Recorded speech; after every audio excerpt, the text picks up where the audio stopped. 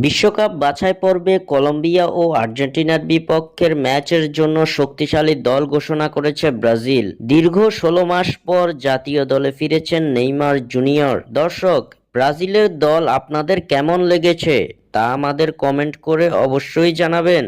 চলতি মাসেই বিশ্বকাপ বাছাই পর্বের ম্যাচে চিরপ্রতিদ্বন্দ্বী আর্জেন্টিনার মুখোমুখি হবে ৫বারের বিশ্ব চ্যাম্পিয়ন ব্রাজিল। তার আগে সেলেসাওরা কলম্বিয়ার বিপক্ষে আরেকটি ম্যাচ খেলবে। ম্যাচ দুটির স্কোয়াডে যে সুপারস্টার নেইমার জুনিয়র ফিরছেন সেটি প্রাথমিক স্কোয়াডেই আভাস পাওয়া গিয়েছিল। তাকে রেখেই আসন্ন দুই ম্যাচের জন্য ব্রাজিলের ২৩ সদস্যের দল ঘোষণা করেছেন কোচ দরিবাল জুনিয়র।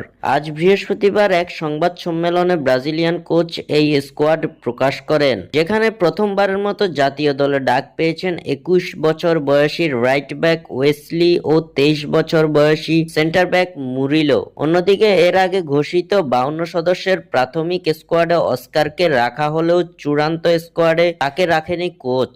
এক নজরে ব্রাজিলের ঘোষিত ২৩ সদস্যের squad: goalkeeper Alisson Becker, Bento Matheus, Ederson Moraes; defender Vanderson, Wesley, Leo Ortiz, Danilo, Gabriel Magalhaes, Marquinhos, Murilo, Guilherme Arana; midfielder Andre, Bruno Guimaraes, Gerson ও Joelinton; forward Neymar, Estevao, Joao Pedro, Raphinha, Rodrygo, Vinicius Junior, Savinho ও Matheus Cunha.